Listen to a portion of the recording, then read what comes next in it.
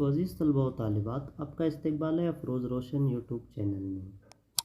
आइए आज के इस वीडियो में हमको समाअत करना है में मज़मून नंबर 8 सैलाब की तबाहकारियाँ।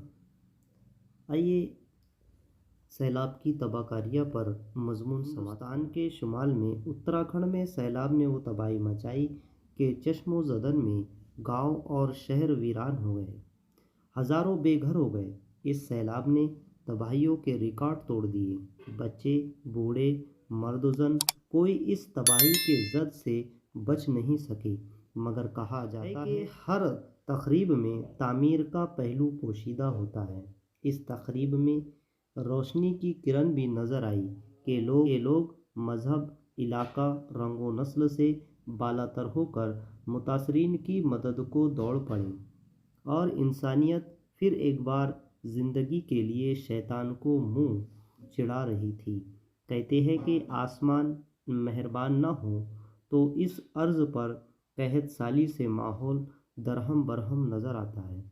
इसके बरक्स चर्क मेहरबान हो तो समझिए कि लोग पानी से नेहाल नज़र आते हैं। बादल बहुत ज़्यादा मेहरबान हो तो नदी नाले भर कर बहते हैं। गांव और गांव के लोग भी गोया दरियाओं में अपना घर बनाए हुए हैं। ऐसा मंजर आँखों के सामने नज़र आता है। नदी नालों में पानी की हुक्मरानी हो तो ये सैलाबी सूरत हाल इंसानी और हैवानी ज़िंदगी के लिए अजाब बन जाती है। हरे भरे सरसब्ज़ व शादाब खेत तबाह व बर्बाद हो जाते हैं, फसलें ख़राब हो जाती है। ये मंज़र अक्सर शुमाली हिंदुस्तान और पड़ोसी मुल्क बांग्लादेश में नज़र आता है। शहरों की एक मंजिला इमारतें भी पानी में डूबी हुई नज़र आती है। रास्तों पर कई कई फीट पानी भरा हुआ होता है। रास्ते मसदूद हो जाते हैं।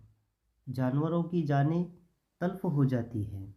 हज़ारों अफराद लुक़्मा-ए अजल बन जाते हैं। गर्ज हरसू तबाही व बर्बादी का मंजर आँखों के सामने नज़र आता है। जो लोग खुशनसीबी से ज़िंदा बच गए उनके लिए ज़िंदगी गुजारना दोभर हो जाता है। अगर मकानात डूब जाने से वो दरख्तों के ऊपर और मकानों की छतों पर या मलबे के बाम पर पनाह ले भी लेते हैं तो खुराक से महरूम होते हैं। अपनों के बिछड़ने या डूबने का गम उन्हें अलग सताता है। बहुत से अफराद मौजी जानवरों का शिकार बन जाते हैं और दूसरी दुनिया में कूच कर जाते हैं।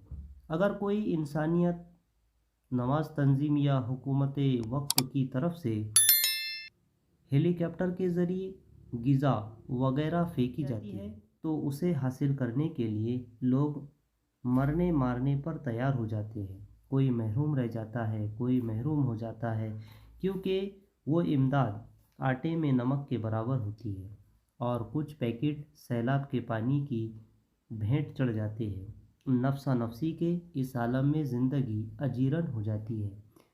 ऐसे में लुक़्मा-ए अजल अफराद और जानवरों की लाशों से ताफ़ुन, मुख्तलिफ़ बीमारियों वगैरह ज़िंदा अफराद के लिए मज़ीद परेशानी का सबब बनते हैं, जैसे मलेरिया, टाइफाइड और ताउन जैसी बीमारियों का बोलबाला हो जाता है। कोई घर, कोई ख़ानदान सैलाबी सूरत हाल से बच निकला तो बीमारियां उसे अपने जाल में फंसा लेती है।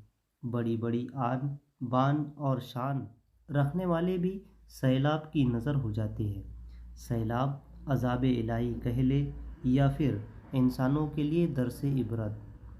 हज़रत इंसान ने अपनी रसाई चाँद, सूरज और सितारों तक कर ली है, मगर मज़ाहिर कुदरत सैलाब, तूफ़ान, ज़लज़ले के बाद या इस दौरान साइंस लाचार है।